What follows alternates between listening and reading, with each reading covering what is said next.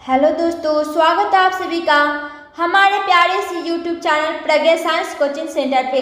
तो दोस्तों, आज हम क्लास 10 का बायोलॉजी चैप्टर 3 जीव जनन कैसे करते हैं, इससे जुड़ी लघुत्तरीय प्रश्नों को ध्यान से देखेंगे। तो दोस्तों, बिना समय गवाए इस वीडियो को शुरू करते हैं।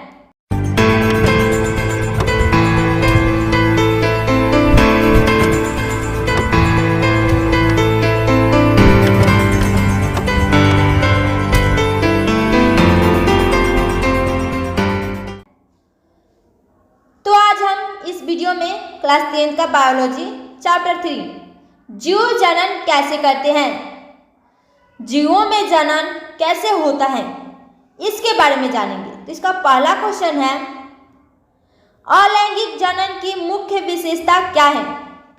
अलैंगिक जनन की मुख्य विशेषता क्या है? तो इसका आंसर होगा अलैंगिक जनन की मुख्य विशेषताएं हैं। अलैंगिक जनन की मुख्य विशेषताएं हैं, अलैंगिक जनन से पैदा होने वाली संतानें आनुवंशिक गुणों में ठीक जनकों की तरह होती है, क्योंकि इसमें युग्मकों का संकलन नहीं होता है। इसमें निषेचन की जरूरत नहीं पड़ती है, क्योंकि युग्मकों का संकलन नहीं होता है। यह जो अलैंगिक जनन है, इसकी विशेषता ये है कि जो इसके संतान होंगे बिल्कुल अपने मातृ और पितृ के जैसे दिखेंगे और इसमें कोई संकलन नहीं होता है, जिस कारण से इसकी कोई रूप नहीं बदलती है। अगला क्वेश्चन नंबर है 2, नर जनन तंत्र के सभी संरचनाओं के नाम लिखें। नर जनन तंत्र के सभी संरचनाओं के नाम लिखें। तो इसका आंसर होगा, नर जनन तंत्र में निम्नलिखित संरचनाएं पाई जाती हैं, जिसमें 2 वृषण, 2 अधिवृषण, 2 शुक्रवाहिनी, 2 शुक्राशय और 1 मूत्रमार्ग तथा शिश्न होता है। अगला क्वेश्चन नंबर है 3, लैंगिक जनन का क्या महत्व है? लैंगिक जनन का क्या महत्व है? तो इसका आंसर होगा, सभी जीवों में गुणसूत्रों की एक संख्या निश्चित होती है। सभी जीवों में गुणसूत्रों की एक संख्या निश्चित होती है।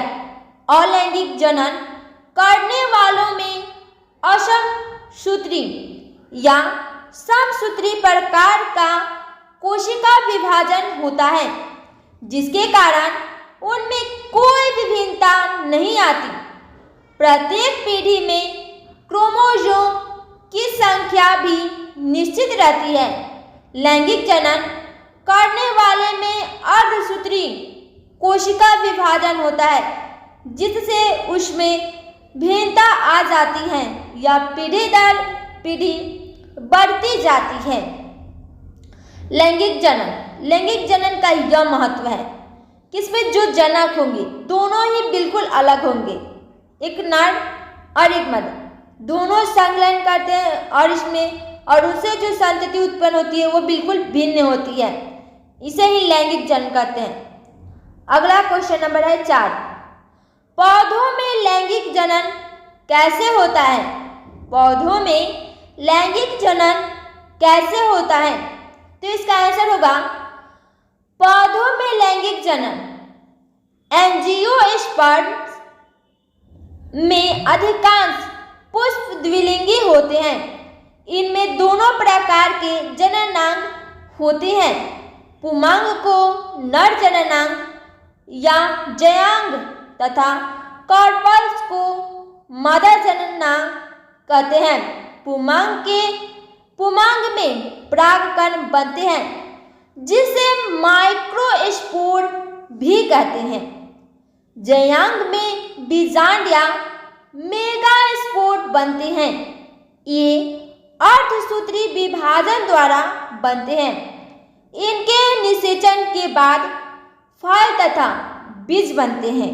बीज के अंकुरण के बाद नन्हा पौधा बनता है।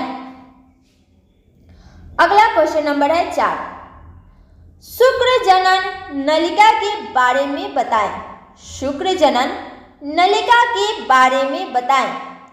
तो इसका आंसर होगा प्रत्येक वृषण में 900 शुक्र जनन नलिका होती है, जिसके अंदर शुक्राणु का निर्माण होता है। नर कोशिका शुक्राणु को पोषण प्रदान करती है। अगला क्वेश्चन नंबर है 6। जनन किसी जीव की समष्टि के अस्थायित्व में किस प्रकार सहायक है। तो इसका आंसर होगा किसी भी स्पीशीज की समष्टि के अस्थायित्व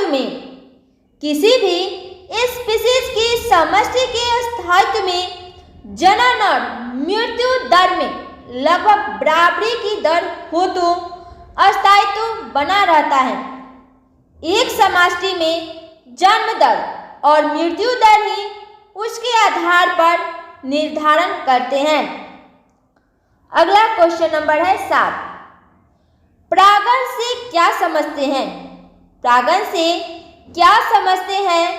परागण कितने प्रकार के होते हैं। तो इसका आंसर होगा नर जनन अंग से परागकण का गमन मादा जनन अंग पर होना परागकण कहलाता है। इसमें कीड़े, जानवर, हवा तथा पानी सहायक होते हैं। परागण 2 प्रकार के होते हैं, स्वपरागण और परपरागण। स्वपरागण जो एक ही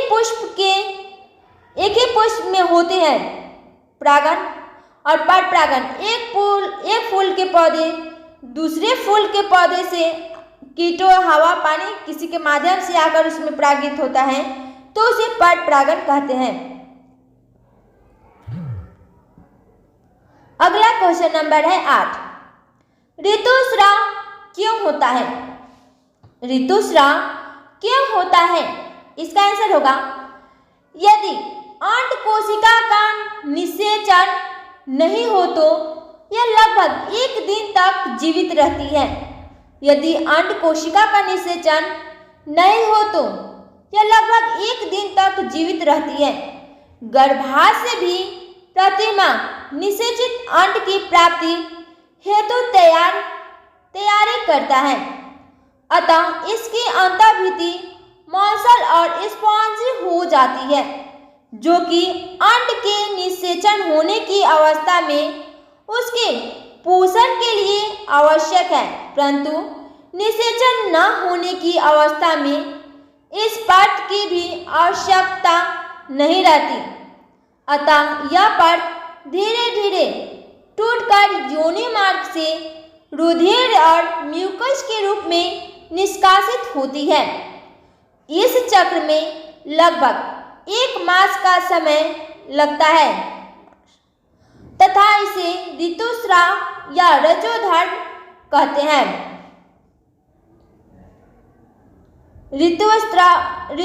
ऋतुस्राव होता है मनुष्य में, चिंपैंजी में, बंदरों में इत्यादि। अगला क्वेश्चन नंबर है 9। युग्मनज से क्या समझते हैं। युग्मनज से क्या समझते हैं? तो इसका आंसर होगा परिपक्व शुक्राणु अंडाणु में पूरी तरह मिलकर युग्मनज का निर्माण करती है। जब शुक्राणु और अंडाणु मिलते हैं तो युग्मनज का निर्माण होता है। अगला क्वेश्चन नंबर है 10। वर्षा होने के समय मक्का के परागण क्रिया में क्या क्या प्रभाव पड़ सकता है। तो इसका आंसर है इन पौधों में आनुवंशिक विभिन्नता नहीं होती है, जिसके कारण ये पौधे पर्यावरण के उतार चढ़ाव को झेल नहीं पाते हैं।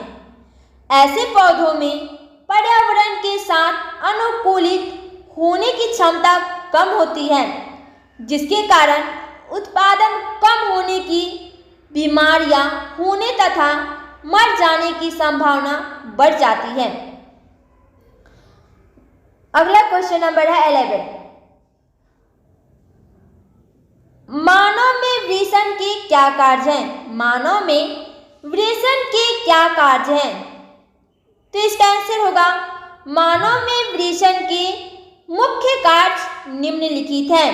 1 नंबर, वृषण में शुक्राणु उत्पन्न होते हैं जो लैंगिक जनन क्रिया में सक्रिय भाग लेकर भावी पीढ़ी को जन्म देने में सहायक होते हैं।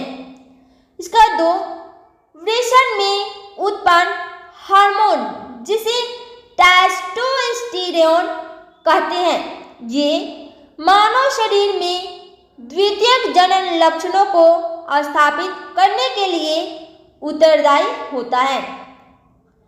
क्वेश्चन नंबर है 12, कार्पस ल्यूटियम का कार्य समझाएं।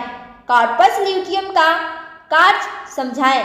तो इसका आंसर होगा कार्पस ल्यूटियम प्रोजेस्टेरोन नामक हार्मोन का स्राव करता है जो गर्भाशय की दीवारों को काफी मोटा करता है तथा गर्भधारण में मदद करता है। अगला क्वेश्चन नंबर है 13, जीवों में विभिन्नता स्पीशीज के लिए ही लाभदायक है परंतु विशिष्ट के लिए आवश्यक नहीं, क्यों? तो इसका आंसर होगा जीवों में पाई जाने वाली विभिन्नता नई जाति के प्रादुर्भाव में मदद करता है, नए वातावरण और प्रतिकूल परिस्थिति में अस्थायित्व कायम रखता है या विभिन्नता विशिष्ट के लिए लाभदायक नहीं होती है क्योंकि किसी निश्चित स्थान पर प्राकृतिक आपदाएं इसे नष्ट कर देती है। अगला क्वेश्चन नंबर है 14, गर्भ निरोधक गोलियों के बारे में बताएं। गर्भ निरोधक गोलियों के बारे में बताएं। तो इसका आंसर होगा परिवार नियोजन के कई उपयोग में गर्भ निरोधक गोलियां भी एक उपाय है। इनमें कृत्रिम प्रोजेस्टेरोन तथा एस्ट्रोजन डाला जाता है। यह ESH और LH के स्राव पर प्रतिबंध लगा देता है जिसके कारण अंडोत्सर्ग की क्रिया नहीं होती है। अगला क्वेश्चन नंबर है 15, परागण क्या है? परागण क्या है? परागण में कीटों की क्या भूमिका होती है? परागण क्या है और परागण में कीटों की भूमिका क्या होती है?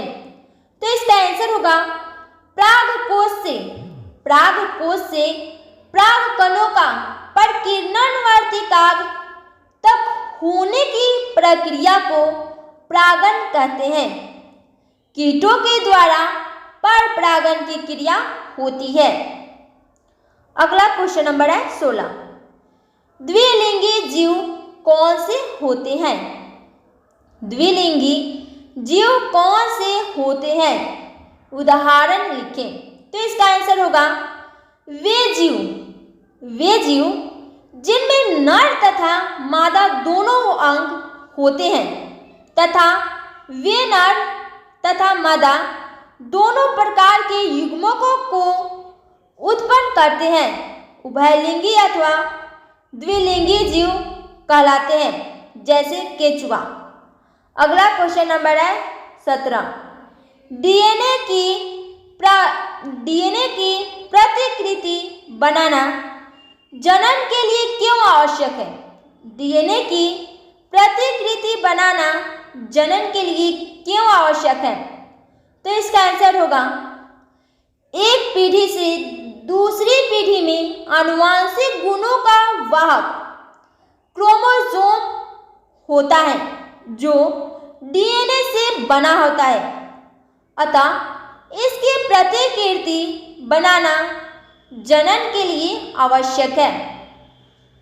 अगला क्वेश्चन नंबर है 18, परागण क्रिया निषेचन क्रिया से किस प्रकार भिन्न है? परागण क्रिया निषेचन क्रिया से किस प्रकार भिन्न है? तो इसका आंसर होगा परागकणों के परागकोश से निकलकर उसी पुष्प या उस जाति के दूसरे पुष्पों के वर्तिकाग्र तक पहुंचने की क्रिया को परागण कहते हैं। निषेचन के अंतर्गत परागकणों के वर्तिकाग्र तक पहुंचने के बाद निषेचन की क्रिया होती है। नर युग्मक और मादा युग्मक के संलयन को निषेचन कहा जाता है। अगला क्वेश्चन नंबर है 19। लैंगिक जनन संचारित रोगों के बारे में लिखें। लैंगिक जनन संचारित रोगों के बारे में लिखें। तो इसका आंसर होगा लैंगिक जनन संचारित रोग, सेक्सुअल ट्रांसमिटेड डिजीज, एसटीडी, यौन संबंध से होने वाले संक्रामक रोग को कहा जाता है। यह रोग कई तरह के रोगाणुओं जैसे बैक्टीरिया, वायरस, परजीवी, प्रोटोजोआ, यीस्ट जैसे सूक्ष्म जीवों द्वारा होते हैं। मनुष्य में होने वाले ऐसे प्रमुख रोग निम्नलिखित हैं। बैक्टीरिया जनित रोग, गोनेरिया, सिफिलिस, यूरेथ्राइटिस तथा सर्विसाइटिस बैक्टीरिया के संक्रमण से होने वाले कुछ प्रमुख रोग हैं। 2 नंबर है वायरस जनित रोग, सर्विक्स कैंसर, हर्पिस तथा एड्स इत्यादि वायरस से होने वाले रोग हैं। 3 नंबर है प्रोटोजोआ जनित रोग, स्त्रियों के मूत्र जनन नलिकाओं एक प्रकार के प्रोटोजोआ के संक्रमण से होने वाला रोग ट्राइकोमोनियासिस है, जो प्रोटोजोआ के कारण होता है। अगला क्वेश्चन नंबर है 20।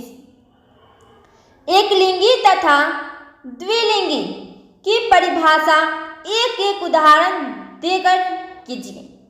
एकलिंगी तथा द्विलिंगी की परिभाषा एक उदाहरण देकर कीजिए।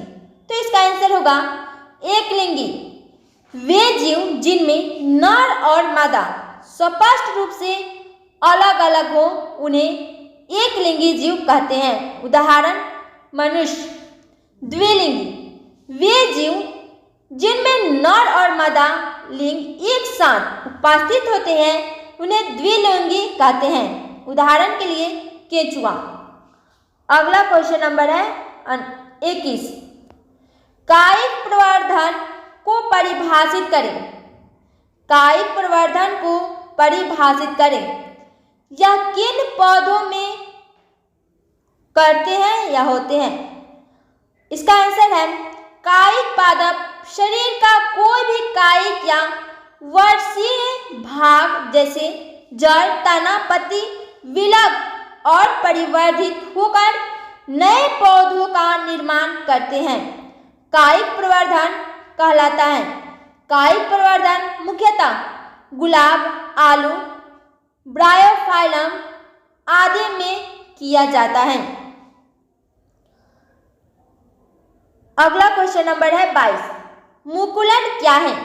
मुकुलन क्या है? तो इसका आंसर होगा मुकुलन एक प्रकार का अलैंगिक जनन है। मुकुलन एक प्रकार का अलैंगिक जनन है जिसमें जीवों की उत्पत्ति जनक के शरीर के धरातल से कलिका फूटने या प्रवर्धन निकलने के फलस्वरूप होता है। इस प्रक्रिया में जीव शरीर के किसी भाग से एक या एक से अधिक कंद रूपी उभार निकलता है, जिसे मुकुल या बड कहते हैं। उसके बाद जनक कोशिका केंद्रक मुकुल में पहुंचता है। केंद्रक युक्त मुकुल जनक के शरीर से विलग होकर नए जीव का निर्माण करते हैं।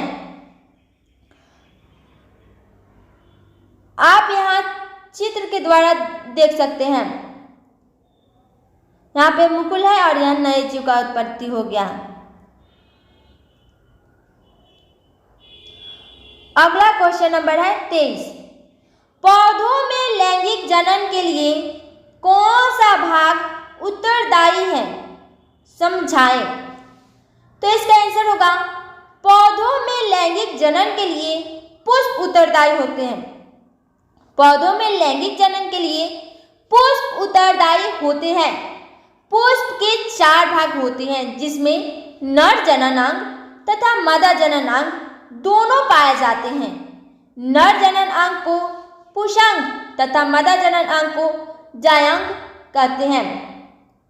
अगला क्वेश्चन नंबर है 24। बहुखंडन किसे कहते हैं, बहुखंडन किसे कहते हैं। तो इसका आंसर होगा एक कोशिकीय जीवों में कोशिका विभाजन द्वारा नए जीव की उत्पत्ति होती है।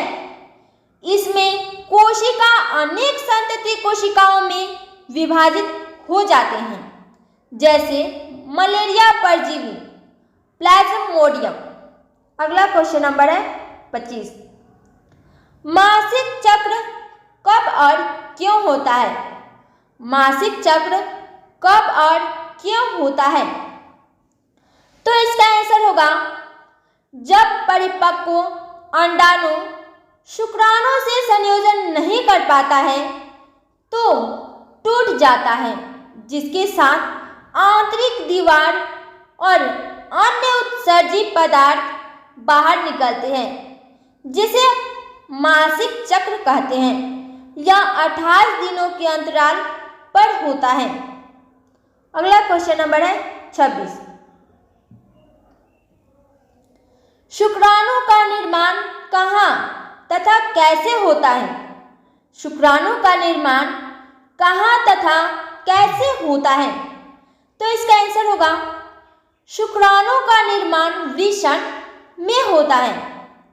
यह लगातार कोशिका विभाजन के कारण होता है। संतति कोशिका धीरे धीरे शुक्राणु में बदल जाती है। अगला क्वेश्चन नंबर है 27। एक पारूपी पुष्प के सहायक अंग और आवश्यक अंग में क्या विभिन्नता है।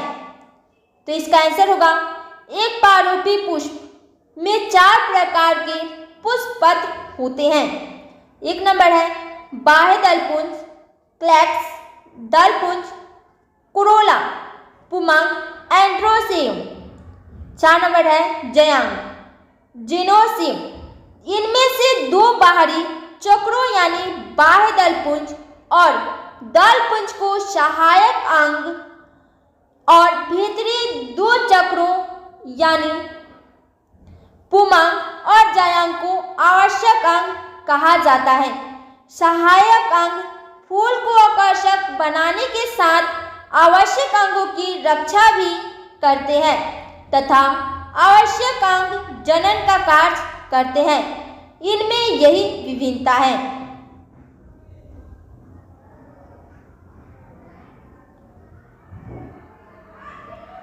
यहाँ पे आप एक पुष्प के द्वारा देख सकते हैं।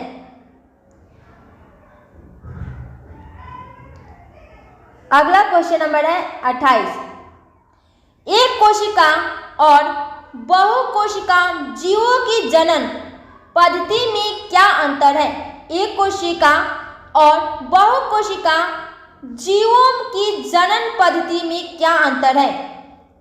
इसका आंसर होगा एक कोशिकीय जीव अधिकतर विखंडन, मुकुलन, पुनरुद्भवन, बहुखंडन आदि विधियों से जनन करते हैं। इनमें सिर्फ एक कोशिका ही होता है। वे सरलता से कोशिका विभाजन के द्वारा तेजी से जनन कर सकते हैं। बहुकोशिकीय जीवों में जनन क्रिया जटिल होती है और वे मुख्य रूप से लैंगिक जनन क्रिया ही होती है। अगला क्वेश्चन नंबर है 29। इस चित्र के विषय में टिप्पणी लिखें। तो इसका आंसर होगा ये जो हाइड्रा है ये काला बाजी दिखा रहा है, ठीक है। कालाबाजी, इसमें से देखिए एक छोटा सा पचकी, इसमें से एक छोटा सा भाग निकलता है। यहाँ पे देखिए, यहाँ पे एक छोटा सा भाग निकल रहा है और दूसरे में देखिए कालाबाजी यहाँ पे थोड़ा ही सा बड़ा, और यही अलग होकर तीसरे का निर्माण करता है। यह हाइड्रा में मुकुलन है। कुछ प्राणी पुनर्जनन की क्षमता वाली कोशिकाओं का उपयोग मुकुलन के लिए करते हैं।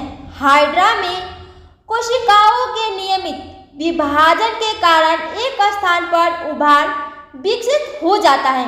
यह उभार वृद्धि करता हुआ नन्हे जीव में बदल जाता है तथा पूर्ण विकसित होकर जनक से अलग होकर स्वतंत्र जीव बन जाता है। अगला क्वेश्चन नंबर है 30। अमीबा के द्विखंडन प्रजनन की चित्र द्वारा दर्शाएं। यह देखिए, यहाँ पे छोटा सा अमीबा है, इसके अंदर एक केंद्रक है, ये रहा केंद्रक।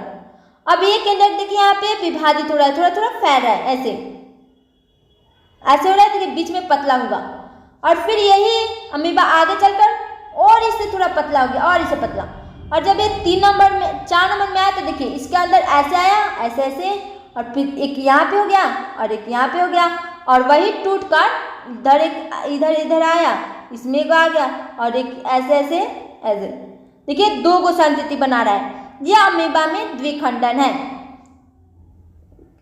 यहाँ पे कर दे, यहाँ पे और फिर एक ऐसे। इसके अंदर का चित्र मैंने नहीं बनाया, ठीक है, ऐसे है, आप समझ जाइएगा। अगला क्वेश्चन नंबर है 31। बीजाणु जनन से जीवों को क्या लाभ है? बीजाणु जनन से जीवों को क्या लाभ है? तो इसका आंसर होगा बीजाणु जनन से जीवों को यह लाभ है कि प्रतिकूल परिस्थितियों में बीजाणु या स्पोरेस नष्ट नहीं होती, अपितु बीजाणुधानी अपने चारों ओर एक मोटा और कड़ा आवरण बना लेते हैं जो इन्हें नष्ट नहीं होने देता। वातावरण में अनुकूल परिस्थिति बहाल होने पर बीजाणुधानी की मोटी भित्ति फट जाती है और बीजाणु बाहर आ जाते हैं। अतः बीजाणु जनन से ज्यादा संख्या में और जल्दी से जीव अपनी संतानों की उत्पत्ति कर सकते हैं। यहाँ पे आप एक राइजोपस में बीजाणु समागम देख सकते हैं इस चित्र में। अगला क्वेश्चन नंबर है 32। द्विखंडन और बहुखंडन में अंतर बताएं। द्विखंडन और बहुखंडन में अंतर बताएं। तो इसका आंसर होगा द्विखंडन और बहुखंडन में अंतर निम्नलिखित है। एक तरफ लिखा हुआ है, ये रहा द्विखंडन और दूसरी तरफ है बहुखंडन।